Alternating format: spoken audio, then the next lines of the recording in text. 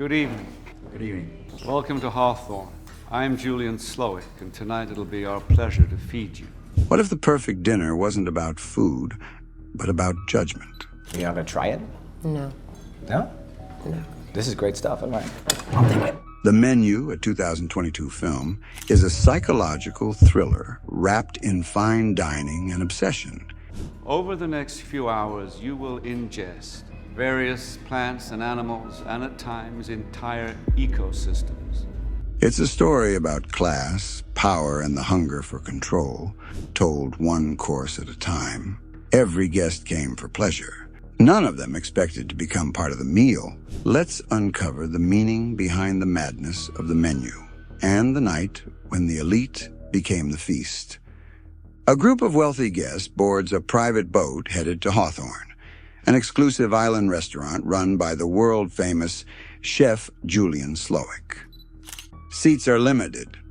The cost, $1,250 per person. Everyone attending believes they're special. There's Tyler, a food-obsessed man desperate to impress the chef. Margot, his date, sharp, quiet, unimpressed. A trio of arrogant businessmen. A fading movie star and his assistant. A wealthy couple who barely speak to each other. And a powerful food critic who thinks she made Chef Slowik's career. As the boat glides through the gray water, Margot lights a cigarette. Tyler immediately scolds her. "Don't smoke before the meal," he says. "It ruins your palate." She laughs softly. "Maybe I'm not here for the meal." And she's right. She's not supposed to be here at all. The guests arrive at a pristine island. Every detail is perfect: manicured paths, minimalist architecture, and staff that move in eerie synchronization. They're greeted by Elsa, the maître d'hôtel, who explains the rules. No phones, no photos, no substitutions. "Chef has planned every detail," she says. "Do not deviate." The restaurant itself is silent. Every movement rehearsed, every gesture controlled. Chef Slowik finally appears. Tall, composed, and cold as marble. He claps his hands. A single sharp sound that echoes like a gunshot. "Do not eat," he says. "Taste, savor, relish. But do not eat like the common man." The guests laugh nervously. They think it's a performance, and they're wrong. The meal begins. Each course is presented with military precision, and each one hides a message. Course 1, the island. A beautifully plated dish of rocks, plants, and seawater foam. Pure art, zero substance. Chef explains, taste the ecosystem that sustains you. The guests clap politely, pretending to understand. Course 2, breadless bread plate. Dozens of dips and spreads. But no bread. Slowik smiles. Bread is the food of the common man. And you are not the common man. The message is clear. You are rich, you are spoiled, you deserve nothing. The critic laughs. It's conceptual. But Margot doesn't touch her plate. She looks around the room and whispers, "None of this feels like dinner. It feels like a sermon." Course 3 arrives. Memory. The dish is inspired by Chef Slowik's childhood. Chicken thighs beaten by his drunken father, recreated as a delicate masterpiece. The chef's voice wavers slightly as he explains the dish. Then, without warning, the lights dim. The staff drag a table to the center of the room. A young sous chef stands beside the chef. "Jeremy," Slowik says, "achieves perfection in everything he does. But he will never be me." Jeremy nods. Then he pulls a gun from the table and shoots himself in the head. The sound is deafening. Blood splatters the floor. The guests scream. Slowik claps once. That was part of the menu. The staff calmly clean up. The dinner continues. Reality begins to fracture. The guests realize they're not watching a performance. They're trapped in one.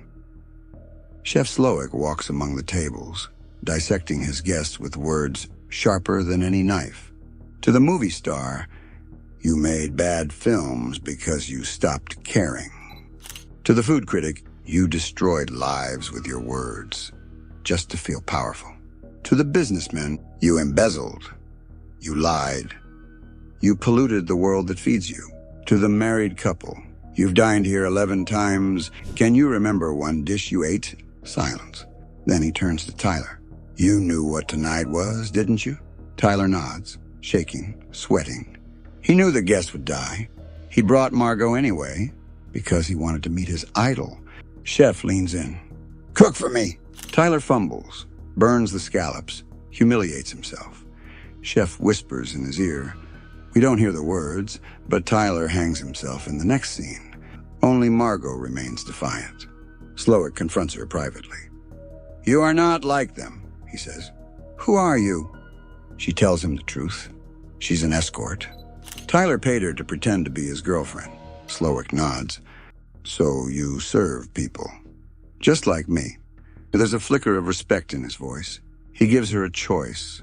Join the staff or die with the guests. Margot chooses survival. He sends her to fetch a barrel of ingredients, but she uses the chance to escape. On her way out, she finds Slowik's private room, filled with photos of his past, smiling portraits, old reviews, a picture of him flipping burgers at a greasy diner, the last time he looked happy. Suddenly, she understands. Slowik doesn't hate food. He hates what it became, pretentious, empty, soulless, and tonight, he's cleansing the world of it. Margot returns to the dining room just as Chef prepares the final course. Everyone is exhausted, terrified, resigned. The guests realize they're not guests anymore. They're ingredients. Chef announces, Tonight you represent the apex of privilege, and now you will become the meal that defines my career. The staff place marshmallows and chocolate caps on each guest's head.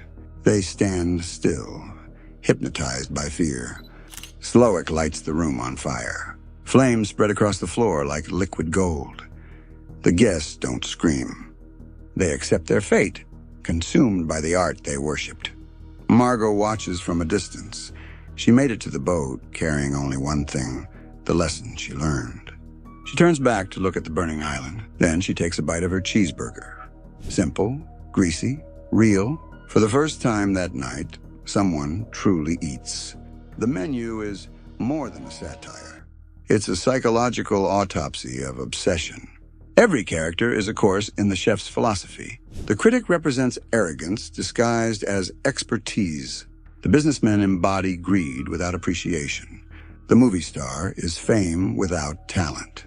Tyler is obsession without purpose. And Margot, authenticity without pretense. Slowik isn't just a chef. He's a god figure, judging the guests who consumed life without gratitude.